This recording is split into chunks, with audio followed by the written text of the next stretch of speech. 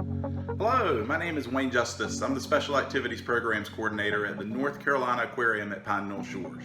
Well, normally I'm at the North Carolina Aquarium at Pine Knoll Shores. Today, I'm like many of you, working from home. That's okay. The good news is working from home's given me the opportunity to go through and look at a lot of my seashells and other objects that I've found washed up along the North Carolina coast over the past couple of months.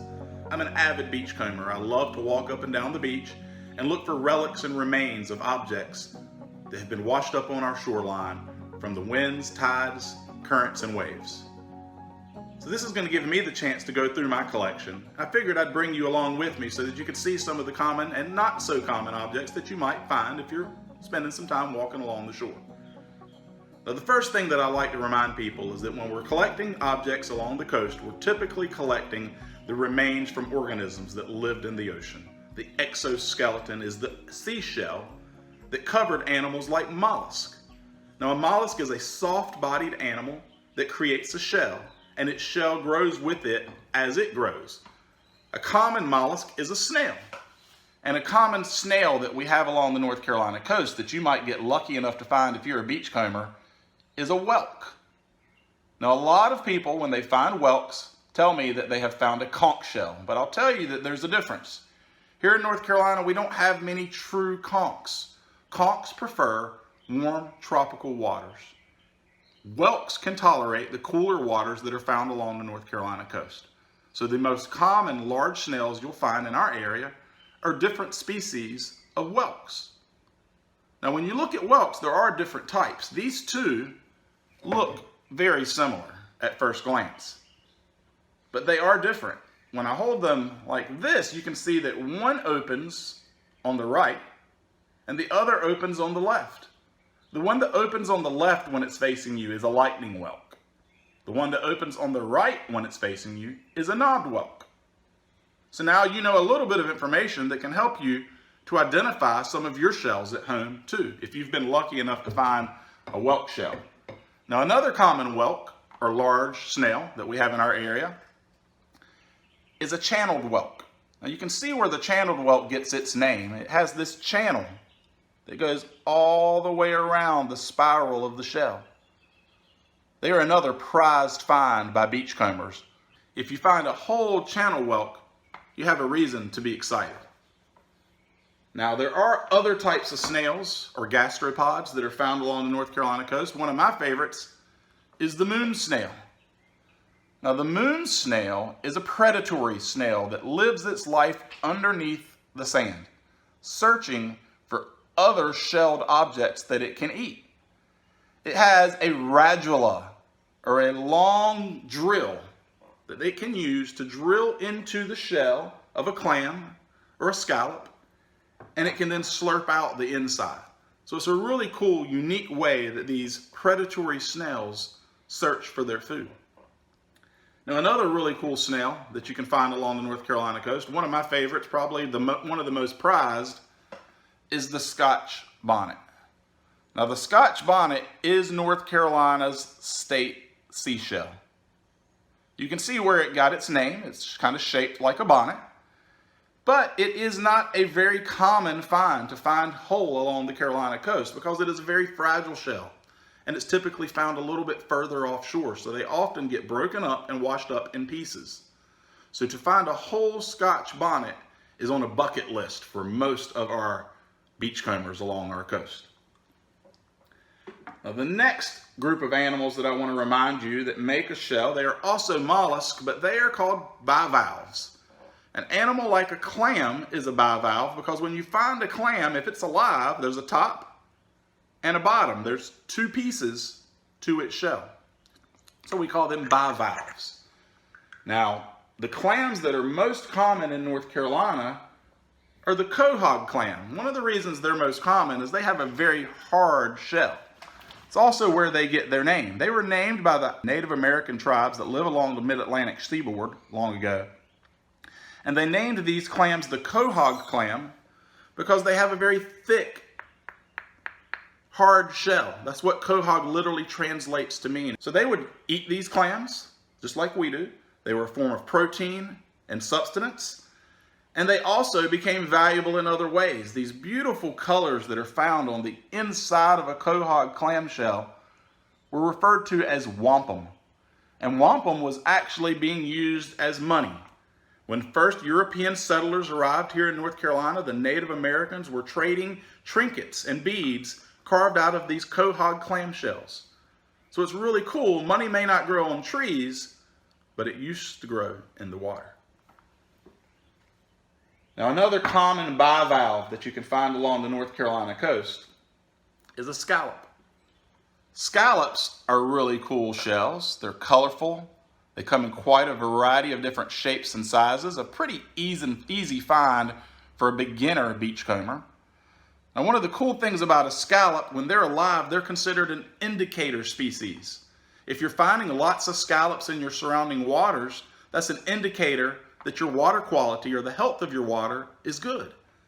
If you're not finding many live scallops in the area, scientists consider that to be an indicator that your water quality is degrading or poor. So they are considered an indicator species, kind of like the canaries in the coal mines. Really cool shells that we can find along our coastline. Some of them were colorful and beautiful shells that you might get lucky enough to find. So mollusk shells grow with them as they grow. There's another group of marine invertebrates that shed their shells as they grow. These animals are called orthopods. Now, I was lucky enough to find a huge orthopod shell on a recent walk over at Shackleford Banks. This is the molt, or the exoskeleton, from a horseshoe crab. Now, horseshoe crabs are considered living fossils.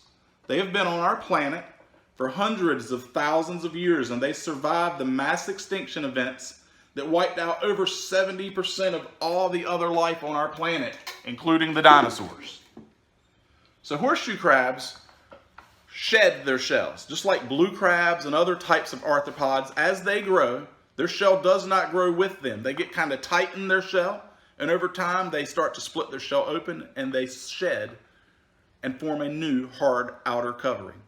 So there's mollusks, their shells grow with them, and there's arthropods that shed their shells. The next group of animals I want to talk a little bit about are called echinoderms. Now, echinoderms are animals that have spiny skin. So you might be thinking of animals like sea stars and sea urchins. When they die, their test or their exoskeleton also washes up along the shoreline.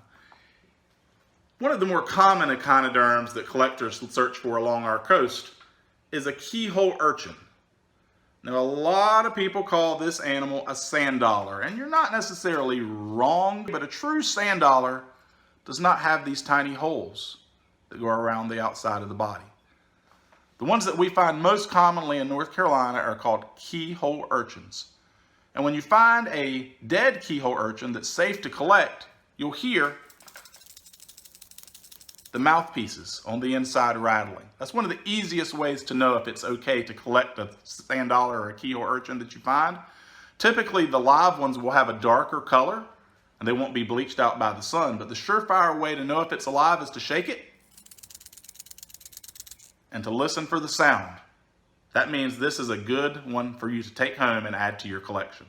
And a lot of people like to collect sand dollars and keyhole urchins.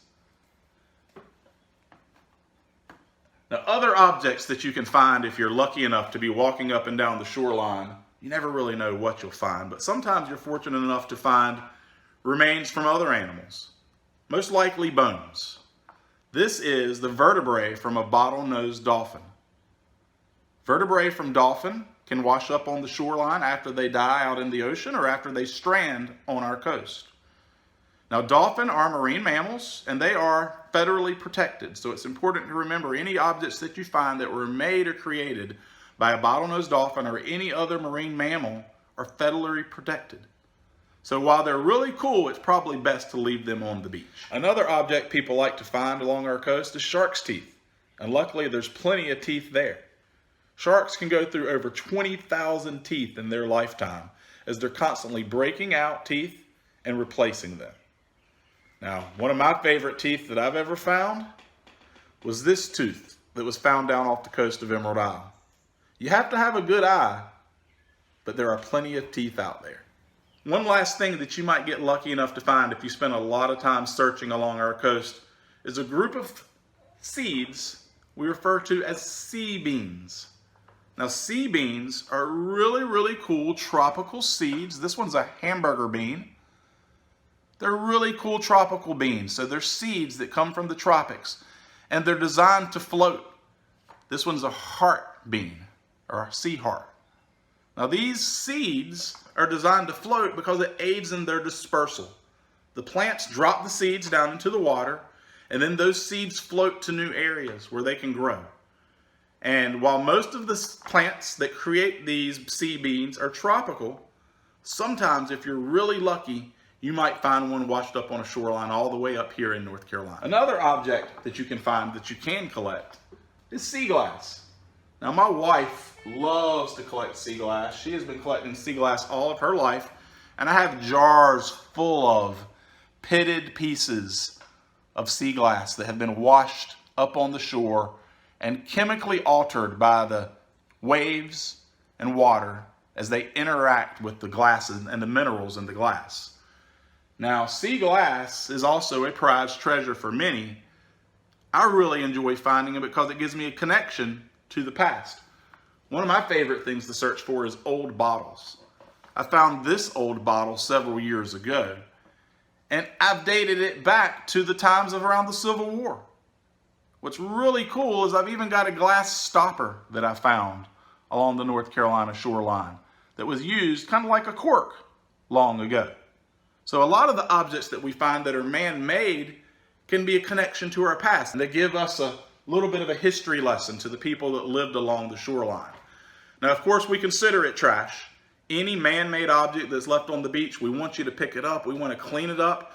One of the things I've noticed looking at a lot of the old stuff that I find that was left behind from humans is most of the stuff back then was made out of glass, not plastic.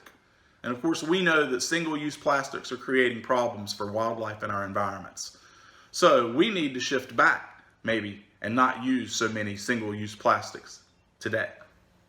I want to thank you all for taking some time to spend with me here today at home, learning about seashells and other objects that wash up along our coast. I want to encourage you as soon as we can to get back out on the beaches and enjoy the wonders that we have in our area, because we are so fortunate to have North Carolina's Crystal Coast and Outer Banks right at our fingertips. Thank you all. I hope you're doing well.